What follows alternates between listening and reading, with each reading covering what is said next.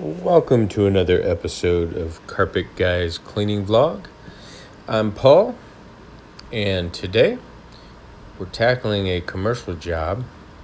It's 9 a.m. in the morning on a Saturday, and I've already estimated this job a few days ago.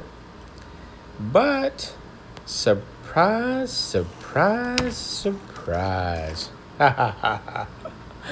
That's just what I want to see first thing this morning, working all alone. How about you guys and gals? Ever show up to a job and it's supposed to be empty and somebody moved all their crap in? Well, looks like a bit of a challenge, but I think we can overcome the obstacle there. You'll see, we'll take a quick walk through. I got my buggy. I am going to vacuum. And this one supposedly, they claim there was water-based paint spots, because I noticed all the white marks all over the carpet when I bid the job. And I should have actually got down and tested it, but as I got cleaning it, I realized that those white marks were not water-based paint. They were not latex-based paint. But what they are, look at all this crap I gotta work around and move. What they are is, if you guys and gals are familiar with drywall mud, or like some people call it spackle, I guess, if you're doing small repairs. But the landlord had some of these areas painted and some drywall work done, and it turns out all those spills are drywall mud. And over 28 years with drywall mud, my experience, and I know how to remove them. If I hadn't already went over them and pre-sprayed them, you do not want to wet or get any moisture on drywall mud, because you have to wait until it fully dries, and then you get a metal putty knife, and you have to get down on your hands and knees and just back and forth gently scrape, and it becomes a white powder, and then you vacuum it up. But there's hundreds of spots. In fact, I called the office manager and recommended she call the landlord, and maybe the landlord can go after the contractor or whoever the craftsman was, because really poor work. And if that person knew, I mean, for me to remove all that drywall mud, you're talking a couple days to do that. So I did have a solution for her when I was done, and that is go buy a few of those metal putty knives from a hardware store, put one in each office space, and have her employees, each one, handle their own space. That would make really light work of it. I sent her a video on how to do it, how to scrape them off, do it when it's dry.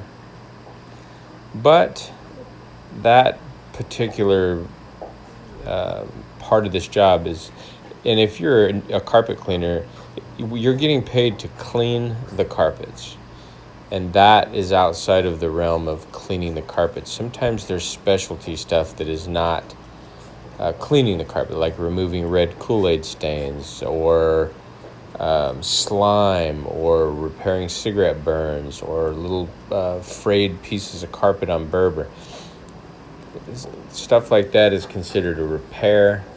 Like I said, it's tedious work, and they should be able to take care of it.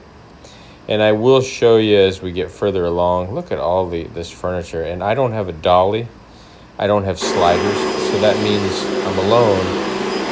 I'm not going to risk snagging the carpet, so I'm going to walk the furniture, if you know what I mean, leg by leg. And then the other thing is, this carpet is kind of a gray and black weave to it. I know it's hard to tell through the camera. And I picked up what I could pick up, but I didn't see all these little tiny black bolts. I think little screws that went to the wall sockets when the contractor, when he was painting, he didn't even put the wall sockets back on. So let's hope I didn't destroy my vacuum. Okay, after a long, tedious chore of vacuuming and moving, It's lunchtime for you, boy. And I thought I'd not share my lunch. I had a leftover piece of Pizza Hut pizza, meat lovers, and I got my drink, and I wanted to share this with you guys. This is called Liquid IV. It's a hydration multiplier. You can look these up. Best thing I ever discovered. The only flavor I like is lemon. They have different ones that just don't taste good, but the lemon tastes great.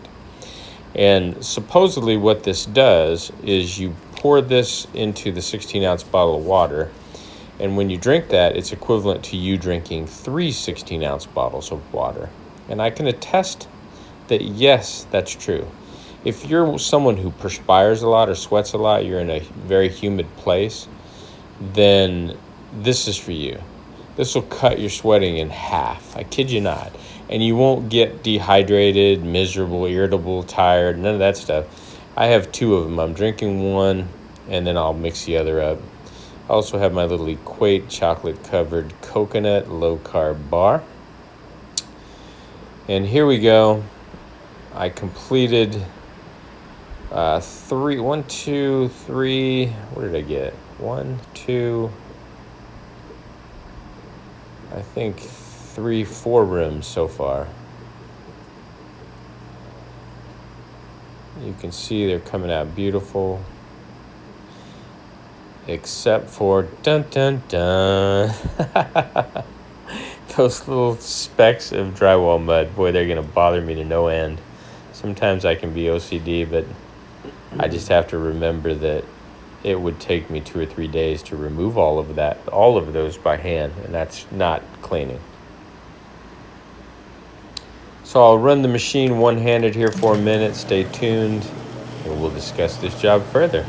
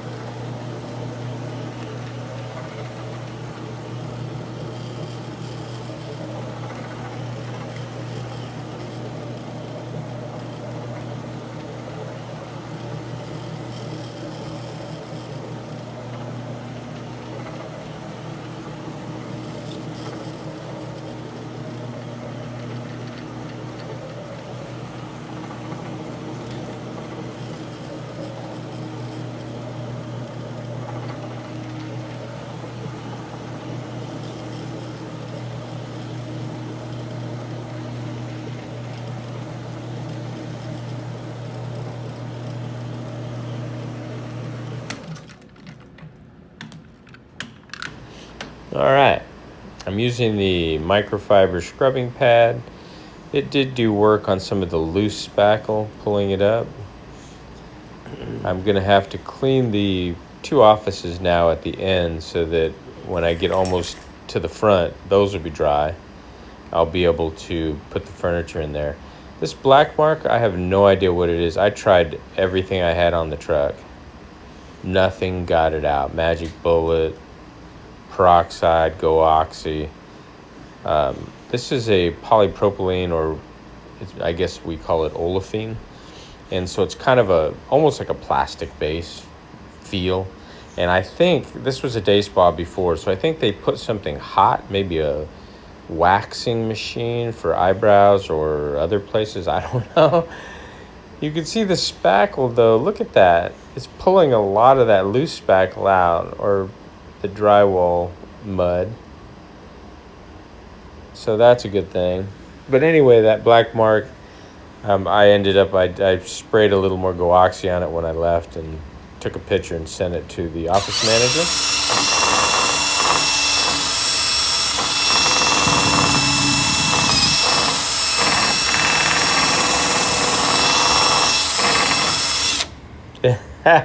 This was before I realized that it was drywall mud. Nothing would get it out. And the distortion, that's that black mark. I had to send that to the manager, but there's those spots that they're going to have to be scraped out. I'm not sure what's happening. I think I put my iPhone in my pocket, and it was a little hot up here, so I think there may have been some moisture in my pocket. and so the screen was a little wet, and that's why it's distorting the pictures. There's a white 3M scrubbing pad, and I decided again I would try a little goof off. I had that on the truck. I thought maybe this pad and the goof off would break it down, and if it would have, I could have gotten a few of the spots that are in the main lobby, hallway, and behind the reception area. But as you'll see, it ain't moving.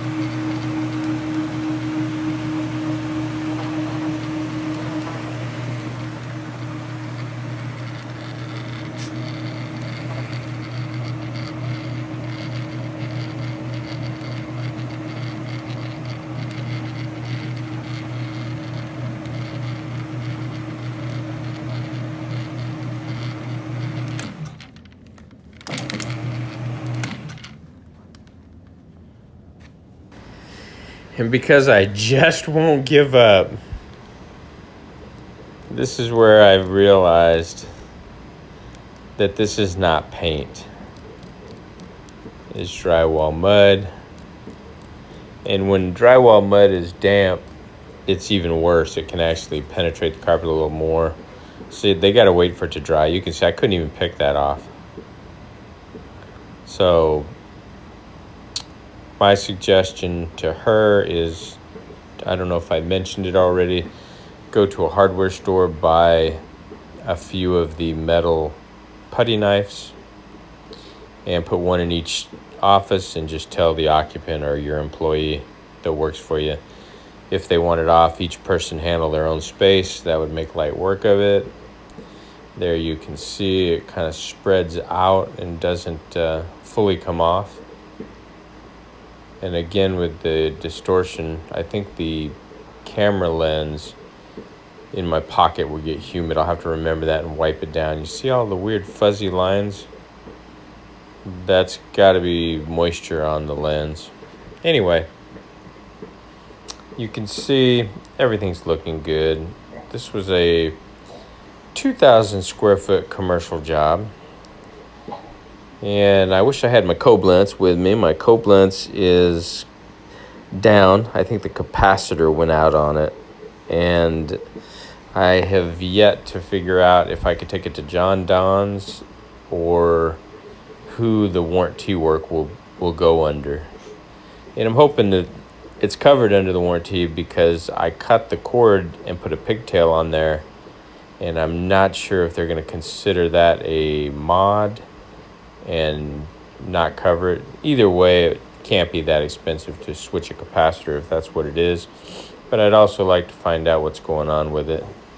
Look at all this drywall mud. She's got to get a hold of the landlord and find out who they hired. The craftsman did terrible work. He should have to come on his hands and knees and remove it all. Why did he not put paper down and some blue tape? I mean, come on. It only takes a few minutes. The carpet is so expensive, and that stuff's such an eyesore and a problem. Not to mention there was paint dripped all over the place, all over the wall boards. Really, really terrible workmanship. I think, keep that in mind if you're a carpet cleaner. I get lots of repeat business because I take the time and I care. I communicate with my customer. I would never leave a place covered in paint and drywall mud if that was my profession. Chime in, let me know what you would do. Appreciate you watching another episode. Look forward to seeing you in my next one.